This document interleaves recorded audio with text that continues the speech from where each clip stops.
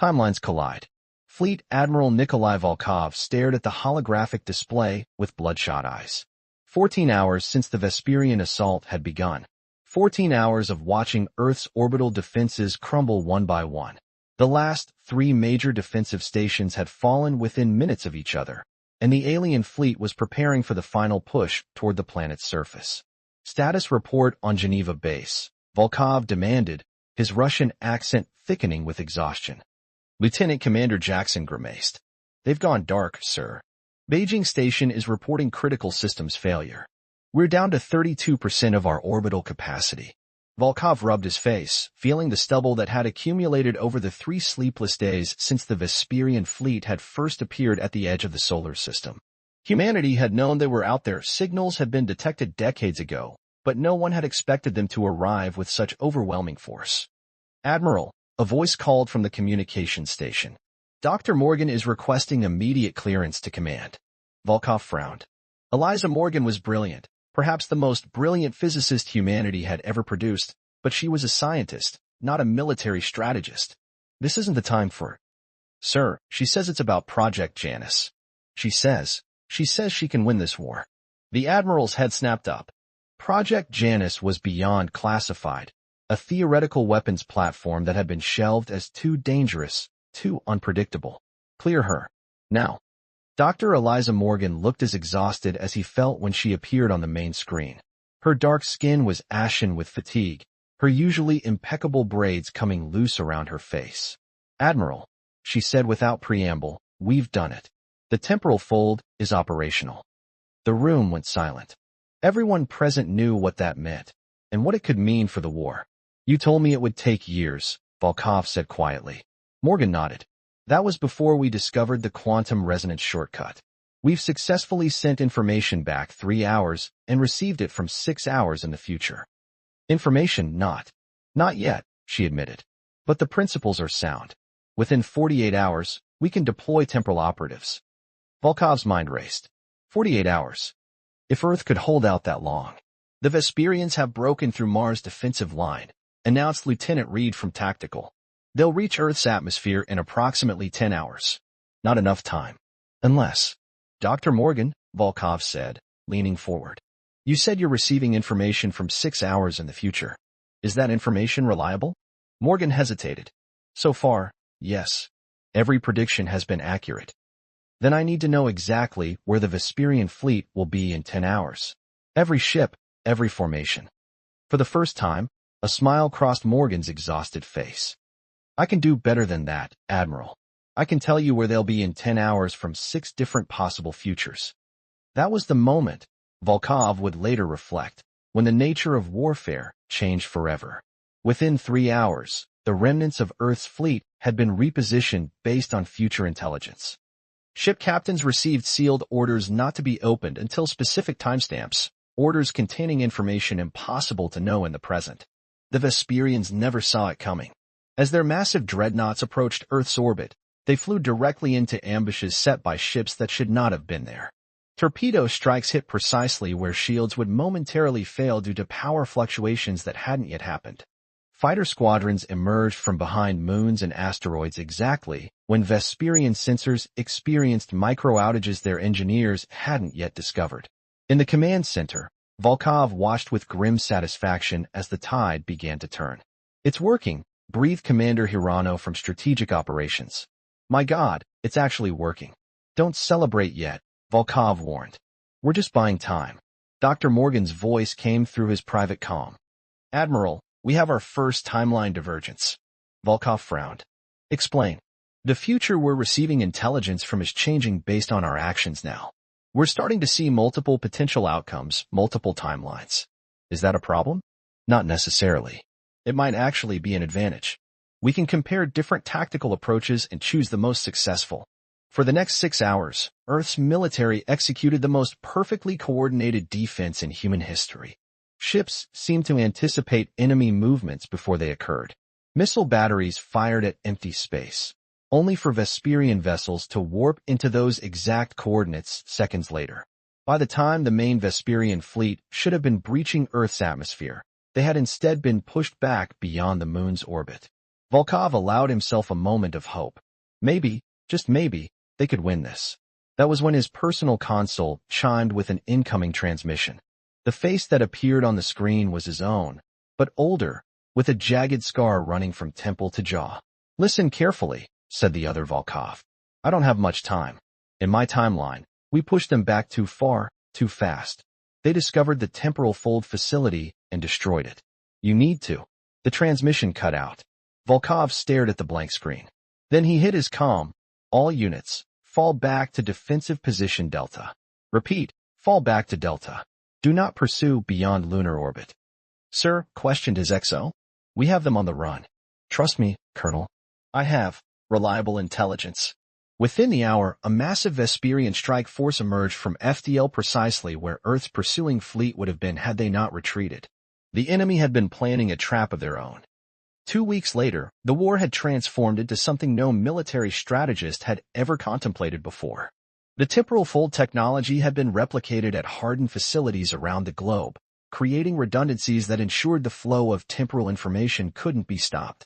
Volkov now regularly received briefings from future versions of himself, while sending critical information back to his past self.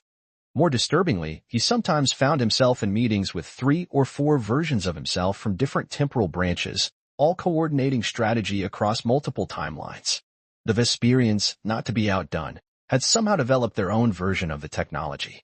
Humanity had intercepted transmissions suggesting they too were now fighting across time. "We need to be cautious," warned Dr. Morgan during a high-level briefing. "Each significant temporal exchange creates potential branch points. We're currently tracking 17 distinct timeline variants, all stemming from the moment we first deployed the temporal fold." "What's the practical limitation?" asked General Okafor, the African Union's military representative. "Theoretically? None," Morgan replied. "The number of potential timelines could increase exponentially. But practically, we're limited by the temporal core's stability and our ability to maintain coherent communication across the branches." Volkov had seen enough war to recognize an arms race when he was in one. How long before they develop something that can neutralize our advantage? Unknown, Morgan admitted. But our future selves are working on countermeasures to their countermeasures. Later that night, alone in his quarters, Volkov received another transmission, this one from a version of himself he hadn't seen before. This Volkov looked decades older, with completely gray hair and deeply lined features. "The 7D war has been going for 30 years in my timeline," the elder Volkov said without introduction. 30 years of fighting across dimensions. Billions dead across countless reality branches. "How does it end?" asked Volkov. The elder man's laugh was hollow. "It doesn't. That's what I'm trying to tell you. Once multiple dimensions are in play, there's always a timeline where the war continues. There's always a version of us still fighting, still suffering. There must be a solution. We thought so too. We've won in some timelines, lost in others. But the war itself, the concept of it, has become something eternal, existing across all potential realities." Volkov felt a chill run down his spine. "Why are you telling me this?" "Because you're at the nexus point. Your timeline is one of the earliest where the temporal fold was deployed. You still have a chance to shut it down, to accept a single reality, even if it's one where we lose." "You're asking me to surrender Earth?" "I'm asking you to preserve the concept of peace. In my timeline, nobody even remembers what that means anymore." The transmission ended, leaving Volkov alone with an impossible choice. The next morning, as he walked into the war room, alerts began blaring throughout the base. "Status report," he barked. Lieutenant Commander Jackson looked up, face pale. "Sir, we're detecting massive temporal distortions. The Vesperians have deployed some kind of weaponized time dilation field. And we're receiving reports from our future selves that it gets worse." Volkov closed his eyes briefly. His older self had been right. Once this door was opened, there would be no closing it. "Sir," prompted Jackson. "Your orders?" The Admiral straightened his shoulders. Whatever was coming, across however many dimensions it would eventually span, humanity would face it. "Alert Dr. Morgan. Tell her to accelerate the Temporal Shield project. And give me a direct line to all 17 timeline variants of our command structure." The 7D war had truly begun, and reality would never be the same again. The infinite battlefield. General Zorax, Supreme Commander of the Vesperian Dominion Forces, slammed his four-fingered fist onto the tactical display, causing the holographic representation of Earth's solar system to momentarily distort. Impossible, he hissed through needle-like teeth. How could they have anticipated our quantum feint? The calculations were performed moments before execution. Strategic Officer Emmy Vilak kept her compound eyes carefully averted. The humans appear to be receiving intelligence from temporal sources, Supreme Commander. Our scientists believe they've developed some form of cross-dimensional communication. Barbarians, Zorax muttered, his scaled skin flushing a deep purple with rage. They've barely mastered conventional space flight, and now they're ripping holes in the fabric of reality. What had begun as a straightforward conquest, the kind the Vesperians had performed countless times across 3 galactic sectors, had transformed into a nightmare. 6 major fleet engagements lost in the past week alone. And now reports were coming in of battles that technically hadn't happened yet, or had happened differently in alternate timelines. Show me the divergence map, Zorax commanded. The tactical display shifted to reveal what looked like a rapidly branching tree structure. Each branch represented a distinct timeline that had splintered from the original reality since the humans had deployed their temporal technology. We're currently tracking 53 distinct timelines, explained Science Director Vex Hura, who had entered silently. In 12 of them, we've withdrawn from the Sol system entirely. In 8, we've suffered catastrophic defeats. In 22, the conflict continues with no clear advantage. In 11, we've achieved limited victories. And what of the original timeline? Zorax asked. An uncomfortable silence fell over the command center. Vex Hura finally answered. We believe it no longer exists, Supreme Commander.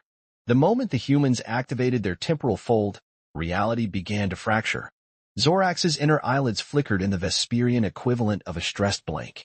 Then we must develop our own temporal technology. Immediately. We already have, Vex Hura replied, gesturing to a subordinate who brought forward a pulsing crystalline device.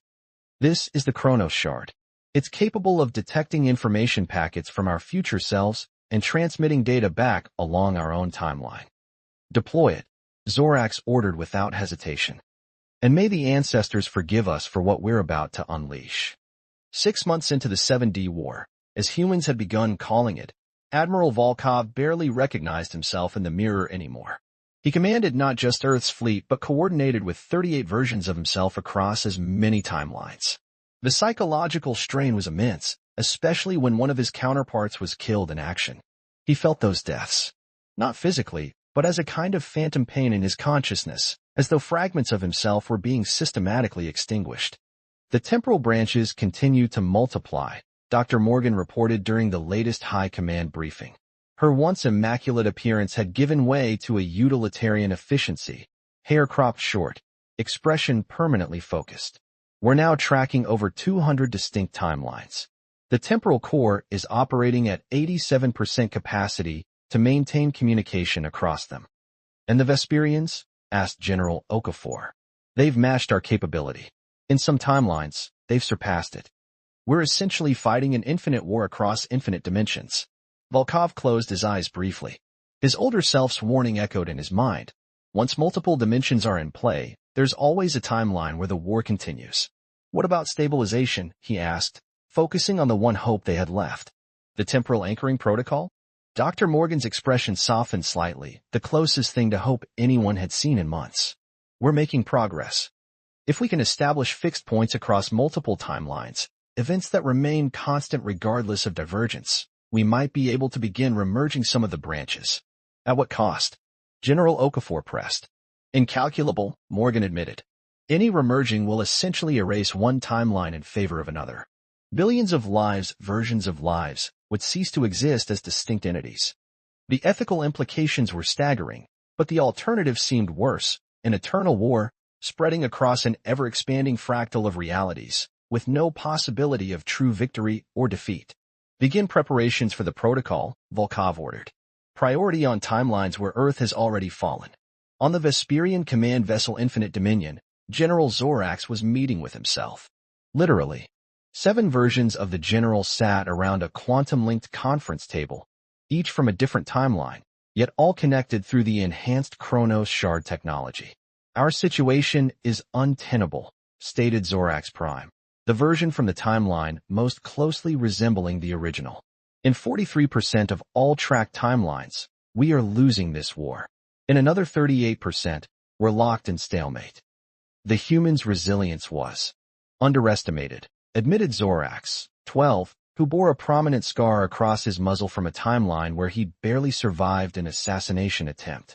Their capacity for adaptation exceeds anything in our historical records, which is precisely why we must crush them completely, insisted Zorax, 7, whose timeline had seen the most Vesperian victories. Operation Temporal Cascade is ready for deployment. We can create a chain reaction across multiple timelines, collapsing their temporal core network, and risk further splintering of reality, countered Zorax, 35. Our scientists warn that such an attack could increase timeline divergence exponentially. We could be fighting this war across thousands of dimensions. Zorax Prime's inner eyelids flickered rapidly as he processed the dilemma. The Dominion had never faced an enemy like this, one that couldn't be definitively conquered because, in some version of reality, they would always continue fighting. There is another option, said Zorax, 29 hesitantly. In his timeline, the war had dragged on for 15 years. The humans have developed something they call temporal anchoring. It's designed to collapse and merge divergent timelines. Sacrifice some realities to preserve others? Zorax, 12 hissed. Unprecedented. As is this entire conflict, Zorax Prime pointed out. What do your projections indicate? If successful, it could reduce the battlefield from hundreds of dimensions to perhaps dozens. Manageable. Containable. And if unsuccessful? Zorax 29 scales paled to a sickly yellow. Total chronological collapse. The annihilation of all divergent timelines, possibly including the original.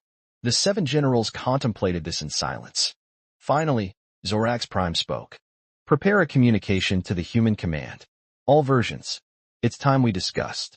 Alternatives to continuation. The transmission arrived simultaneously across 112 Earth timelines. This is General Zorax of the Vesperian Dominion, addressing all versions of Earth's military command. We propose an immediate cessation of temporal operations and the establishment of cross-dimensional peace negotiations. In Timeline Alpha, the closest to the original, Volkov watched the message with narrowed eyes. It could be a trap. It almost certainly contains elements of deception, agreed Dr. Morgan. But our future selves are sending back verification that similar messages appear in timelines up to 8 months ahead of ours. In several of those futures, negotiations actually proceed. And in the others? Morgan's expression was grim. Temporal warfare continues to escalate. In the worst projections, the number of divergent timelines reaches into the thousands within a year. Reality itself becomes unstable. Volkov turned to a secondary screen, where 3 other versions of himself were linked in from parallel timelines. Opinions. We proceed with caution, said Volkov Beta, whose Earth had suffered significant damage. But we negotiate from strength. The temporal anchoring protocol remains our priority. Agreed, said Volkov Epsilon, who looked decades older than he should. In my timeline, we've already begun limited timeline merging. It's not without cost, but it's working. The final Volkov, from Timeline Omega, where the war had gone very differently, simply nodded. He had lost an arm, and half his face appeared reconstructed. Peace. At any cost. The alternative is unthinkable. Operation Infinite Mirror began 3 weeks later, simultaneously across 57 timelines. The plan was audacious. Establish 12 fixed points in space-time, events that would remain identical across all timelines. These temporal anchors would serve as gravitational wells in the fabric of reality, slowly pulling divergent timelines back toward each other. Dr. Morgan stood before the primary temporal core, now a massive construction that occupied an entire underground facility. Initiating Anchor Point 1, she announced, her voice steady despite the enormity of what they were attempting. Around the world, and across dimensions, 11 other facilities performed identical operations at precisely the same moment. On the Infinite Dominion, Zorax watched with a mixture of dread and hope. Vesperian scientists had verified the human approach and contributed refinements to the procedure. If successful, the exponential fracturing of reality would begin to reverse.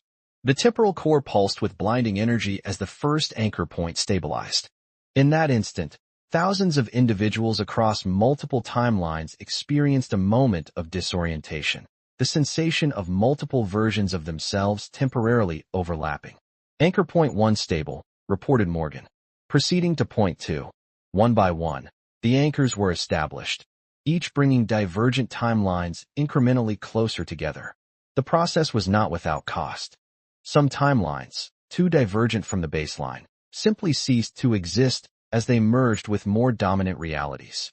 Billions of alternate lives were not ended, but rather folded into their counterparts, their memories and experiences becoming ghostly echoes in the minds of the survivors.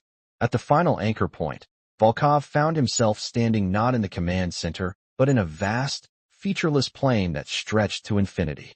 Before him stood countless versions of himself, some barely recognizable, and opposite them, equally numerous iterations of General Zorax. "What is this place?" he asked, though he somehow already knew. "The Nexus," replied the version of Zorax directly opposite him. "The point where all timelines intersect. We are witnessing the convergence." "Will it end the war?" Volkov asked. "Not in all timelines," Zorax answered truthfully. "But in many, perhaps most. It's the best outcome possible once the temporal threshold was crossed." Gradually, the infinite versions began to blur and merge, collapsing from uncountable alternates to hundreds, then dozens. Volkov felt himself absorbing the experiences of other selves, victories, defeats, deaths, and survivals. He lived 100 lifetimes in moments.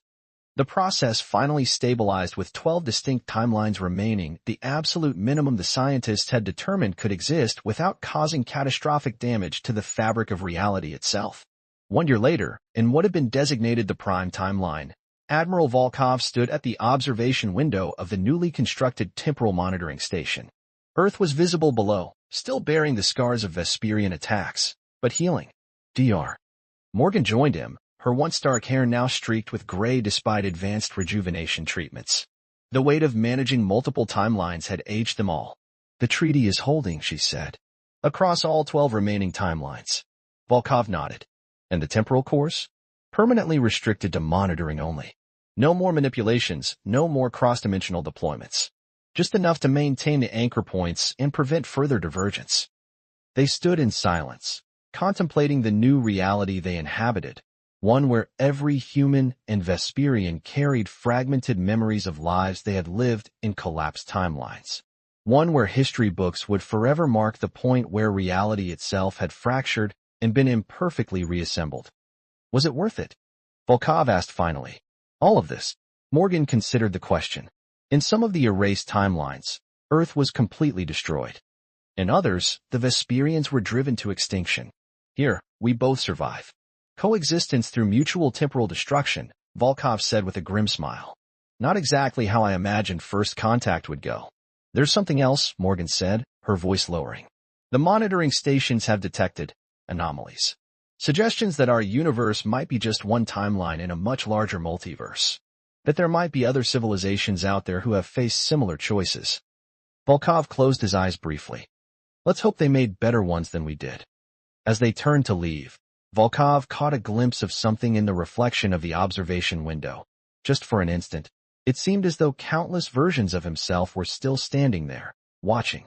Alternate folknovs from collapsed timelines, preserved somehow in the quantum field of possibility. The 7D war had ended, but its echoes would resonate across reality forever. Humanity had survived, but at the cost of forever altering the very nature of existence itself. In the end, perhaps that was victory enough.